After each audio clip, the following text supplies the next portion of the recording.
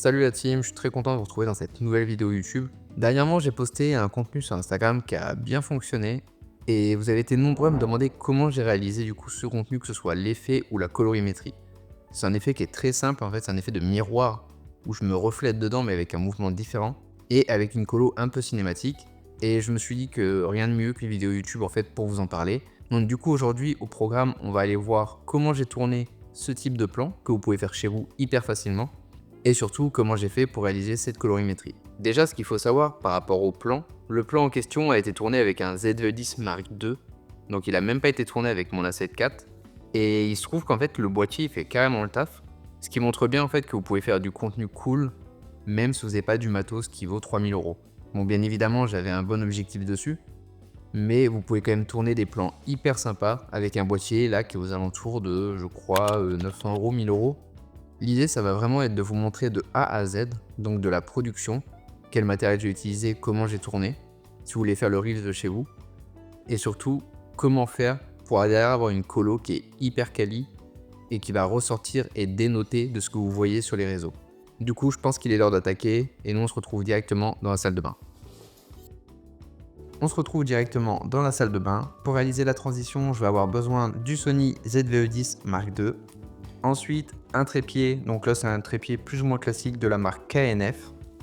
Et enfin, du miroir que j'ai derrière moi qui va me permettre de faire la transition dont je vous ai parlé. Maintenant, ce qui va être très important, c'est surtout d'avoir un angle qui va être parfait pour ne pas avoir deux silhouettes qui se marchent dessus.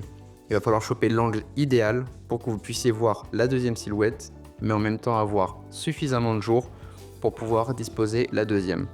Il reste plus qu'à filmer les deux plans en faisant un mauvais jeu d'acting et le tour est joué. C'est parti.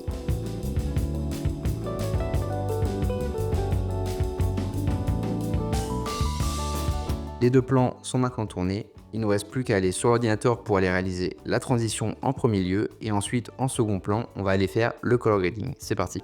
Ok, donc là on a nos deux plans, on est sur l'ordinateur, on va réaliser la transition. Pour commencer, on va sélectionner le plan qu'on veut mettre dans le miroir et c'est celui qu'on va superposer au-dessus. Donc là, moi en dessous, j'ai celui où je me brosse les mains. Et je vais glisser du coup mon plan avec le miroir, donc celui où je me brosse les dents. Et ce que je vais faire, c'est que je vais sélectionner les deux et faire un clic droit, New Fusion Clip. Ensuite, je vais aller dans Fusion. Donc là, j'ai mes plans qui sont ici. Et ensuite, en cliquant sur les points ici, qui est qui.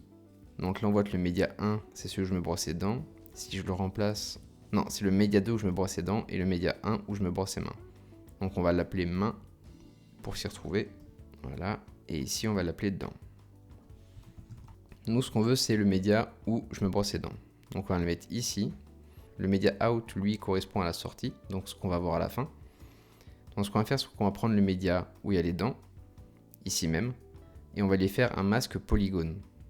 Donc c'est-à-dire que là, on a sélectionné polygone pour faire un masque, il est ici. Je vais le déplacer un peu. On va cliquer sur invert, et là on va dessiner le plan qu'on veut découper. On va ensuite réinverser. Et là, en fait, on peut voir du coup que notre plan, on a le plan où on se brosse les dents d'un côté, le plan où on se brosse les mains de l'autre. Ce qui va être important par contre, ça va être de vérifier que le plan où on se brosse les mains ne passe pas à travers, ici on le voit, le plan où on brosse les dents. Donc on va essayer de faire une soudure propre. Hop, comme ça. Et là, normalement, celui-ci, je vais l'annuler, voilà. Et là, normalement, rien ne passe l'un devant l'autre. On est bon. Et on a, si je remets en plein écran, notre vidéo qui est tournée. Donc là, on est pas mal. Je pense qu'il va rester à faire, c'est juste d'aligner les plans comme il faut. Je fais les derniers ajustements et normalement, après, on va voir sur la timeline que tout est bon. On va pouvoir se remettre correctement. Hop, je redécoupe ce qui ne va pas et on est bon. Et là, on peut voir qu'on a deux plans complètement différents, donc une transition qui est assez cool. Et il ne nous reste plus qu'à faire la colorimétrie. Je profite de cette petite parenthèse pour remercier le sponsor de cette vidéo qui n'est autre que Artlist et qui m'accompagne maintenant depuis plusieurs mois. Merci également à tous ceux qui souscrivent à l'abonnement en prenant mon lien. Je voulais féliciter Artlist, notamment avec l'évolution qu'ils ont eue sur la dernière année et surtout avec l'intégration de l'IA. Je pense en premier lieu au voice-over qui a été mis en place par Artlist, qui est une folie. À ça, on peut rajouter l'IA en interne dans le site qui a été intégré, qui est génial, qui permet une navigation et des recherches beaucoup plus rapides et précises. Donc ça, c'est vraiment une superbe évolution. En fin d'année, on a eu également les luttes qui ont vu le jour sur Artlist. J'en ai essayé quelques-uns, honnêtement ça fonctionne plutôt bien. Maintenant moi je suis avare des nœuds sur DaVinci, donc c'est pas trop mon truc. Mais j'ai essayé les luttes et ils fonctionnent. Vous avez des luttes qui sont différents selon les environnements, donc c'est vraiment très très bien. Mélangé avec une galerie d'images qui est vraiment immense et qui pour moi est la meilleure du marché, sincèrement. Je suis curieux de voir ce qu'on aura en 2025. Je pense notamment à l'IA générative pour tout ce qui va être vidéo. Donc je pense qu'ils vont faire vraiment des trucs cool. Bref, Artlist c'est la plateforme pour les vidéastes et j'ai hâte de voir ce qu'ils vont nous sortir pour 2025. Encore merci à eux de sponsoriser cette vidéo et j'espère qu'il y en aura d'autres dans les mois qui arrivent. Nous on repart sur le color grade, c'est parti. On se retrouve du coup pour la partie color grade. Donc là j'ai mon plan qui a été fait. On voit que la transition est plutôt pas mal, ça fonctionne très bien. Ce qu'on va faire c'est qu'on va aller directement dans la partie color grade. Ici vous avez deux possibilités. La première, ça va être de faire un étalonnage à la main, donc nœud par nœud. Et la deuxième, ça va être d'utiliser un power grade. J'aurais pu utiliser le mien, pour le coup, qui est disponible en description si vous le souhaitez. Mais ce qu'on va faire, c'est qu'on va le créer de A à Z directement. Donc pour commencer, on va faire un premier nœud de conversion et un second. On va l'appeler in et le second out. Et ce qu'on va faire, c'est qu'on va mettre deux CST. Donc le premier qu'on va mettre en Sony S-Log 3 et S-Gamut 3 Ciné. On va le passer en DaVinci Wide Gamut et DaVinci intermédiaire pour avoir plus de marge de manœuvre. Donc ça va être la même de ce côté-là. On va repasser en DaVinci Wide Gamut, DaVinci intermédiaire, ici Rec 709 et on va passer en Cineon Film Log qui nous permettra de faire une émulation de film après. Et du coup techniquement derrière on va mettre justement le Cineon Film Log. Donc là on va aller dans les luttes fournies par DaVinci, Film Look et Kodak 2383. Ok, ici on peut voir que j'ai une image qui est surexposée, du coup on va faire 3 nœuds, le premier qu'on va appeler Expo, deuxième Sat et le troisième White Balance. D'abord on va gérer l'exposition avec les offsets, on va descendre un peu, descendre également les gains, augmenter les noirs, on va baisser un peu les gammas et augmenter les shadows en baissant un tout petit peu en plus encore les gains. Là on a notre expo qui est réglée. Ensuite on va gérer la saturation. Pour ça on va le passer en HSV. Donc on va faire Color HSV 1, Channel 2 et là on va pouvoir travailler ici sur le gain pour travailler la saturation. Donc nous on veut un peu de saturation quand même, on en rajoutera après. Vous inquiétez pas au niveau de la peau, il y aura plus de saturation sur les ombres, c'est normal. Ensuite, la white balance, donc là on va voir ce que ça donne. Au niveau de la parade, on voit qu'on a des verts qui sont assez intenses. Donc là ce qu'on va faire, c'est qu'on va baisser un peu les roses et les tirer vers les verts. La white balance, elle est bonne, on va laisser telle quelle. Et là on va pouvoir faire un nœud composé de tout ça et renommer primaries. Du coup, c'est nos ajustements primaires. Ensuite, qu'est-ce qu'on va faire? On va aller traiter un peu le contraste. Donc là, direction les courbes, on va faire Editable Spline, on est bon. Et on va aller traiter le contraste que l'on veut. Donc ce qu'on va faire, c'est qu'on va les baisser un peu, augmenter les noirs et les tirer un petit peu. Voilà. On va peut-être écraser un peu nos blancs pour vraiment avoir que le centre de l'image qui est un peu lumineux. Là, on est bon. Ça va être notre contraste. Ok. Maintenant, ce qu'on va pouvoir faire, c'est des masques. Et je pense que ça va pas mal changer la donne. Je vais en faire plusieurs. Hop. Que je vais directement... Je vais en mettre un encore. Voilà. Je vais créer un nœud composé avec. Et on va appeler ça, du coup, masque. Et ici, on va aller travailler. Donc, on voit qu'on a des ombres sur ce côté-ci et côté-là. Donc, on va aller faire un masque radial. On va bien cibler comme il faut. Ok, on veut que tout cet extérieur-là, il soit impacté. Donc là, j'ai mon masque. Et on va aller le tirer en baissant les gains. Moi, je préfère ça plutôt que de baisser les noirs. Je vais baisser les hautes lumières directement. Là, on va aller ajuster. Et on a déjà un masque. Je pense qu'on voit la différence. Ok. Ensuite, on voit que cette zone-là, elle a besoin d'être un petit peu éclairée. Donc, on va la faire un peu plus lumineuse, justement pour la mettre en avant. Donc là, on va cibler, on va rotationner un tout petit peu. Et là, on va aller accentuer un peu nos hautes lumières. On va peut-être assombrir un peu le dessus pour rendre la chose un peu cinématique. Voilà. Mettre un peu de côté. Et on va réassombrir un tout petit peu en bas à droite également. Un peu plus. Voilà. Ok. Donc là, on a nos masques. On peut voir la différence. Maintenant, on va passer au look. Donc pour le look, c'est assez simple. On va créer, pareil, 3 nœuds qu'on va amener juste ici. Et là, on va aller travailler déjà le HDR. Donc HDR, on va aller faire la luminosité.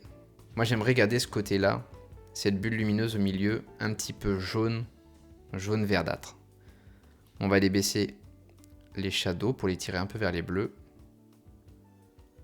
Ok. Et peut-être les assombrir un petit peu. Ok. Donc ça, c'est nos HDR. On réajuste pour voir ce qu'on peut faire. Les darks, on va les tirer aussi parce qu'on va les assombrir. Alors, pas autant. Voilà.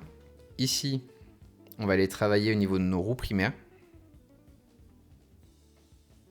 Donc là, je vais aller travailler en premier lieu les lifts, que je vais assombrir un peu également.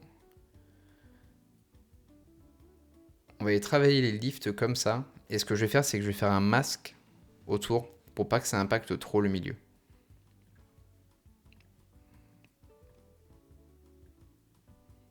Parce que le milieu, on va le retravailler de manière différente. Et maintenant, je vais faire le même de l'autre côté.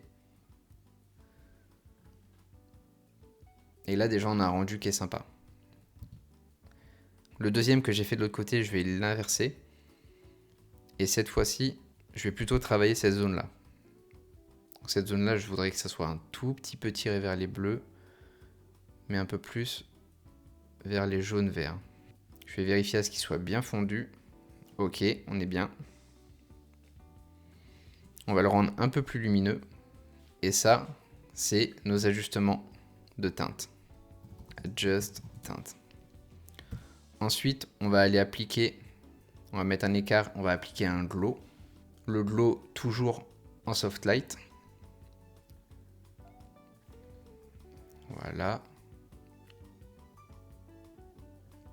On va réduire, augmenter les gains, réduire le gamma et augmenter les spreads. Le spread permet un peu de diffuser le glow. Voilà. On voit la différence déjà. Maintenant, ce qui va être intéressant, ça va être de travailler entre les deux. Donc là, on a notre glow. Maintenant, ce qu'on va faire, c'est qu'on va rajouter du glow sur la lampe là-haut. Donc dans la même mécanique, on va reprendre le glow qu'on va mettre toujours pleine balle en soft light. On va le descendre un peu. Ah, on va le mettre à fond. Spread. On descend le gain. Et là, on a juste que notre lumière qui est en haut. Donc pas forcément besoin de saturation. Et là, on va diffuser juste la lumière en haut. Ok. Et ce qu'on va faire, c'est qu'on va lui rajouter un nœud, parce que ici, on peut pas faire de masque directement dessus. Je rajoute un nœud sur mon glow. Je vais appeler ça glow light. Et là, je peux lui appliquer un masque. Donc là, on va lui appliquer un masque qu'on va diffuser à fond. Là, on peut le voir. Je le diffuse au maximum. Et là, on peut voir si je l'enlève et si je le garde. Et maintenant, on va pouvoir aller dedans et l'ajuster. Et là, déjà, l'avant-après. Maintenant, je trouve que cette partie-là, elle mérite pas d'être saturée à mon goût. Du coup, ce qu'on va faire, c'est qu'on va aller la désaturer. Je vais d'abord rassembler les deux glows ensemble. Parce qu'on va travailler après un nœud qu'on va appeler désat. Et là, on va venir désaturer cette zone. Un petit peu. Hop. Et la tirer un tout petit peu vers le vert. Vert bleu. On va bien sûr mettre un peu de flou. Ok. Et là, on commence à avoir un rendu qui est plutôt pas mal. Je pense qu'il y a du travail à faire à ce niveau-là. Notamment avec des courbes. Pour rendre les choses un peu plus cinématiques, hop, on va écraser les blancs, les remonter un peu, ajouter du low soft pour lisser l'image. Là, on est pas mal du tout. Et on va travailler un peu sur la courbe, comme ça. Là, on est pas mal. Et pour terminer, donc ça c'était mon adjust final. Je fais quelques peaufinements et je vous montre le rendu final.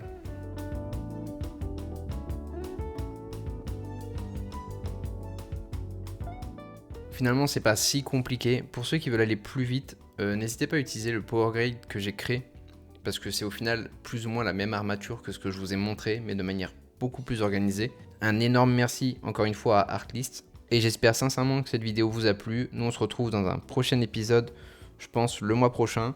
N'hésitez pas à vous abonner, à liker, laisser un commentaire.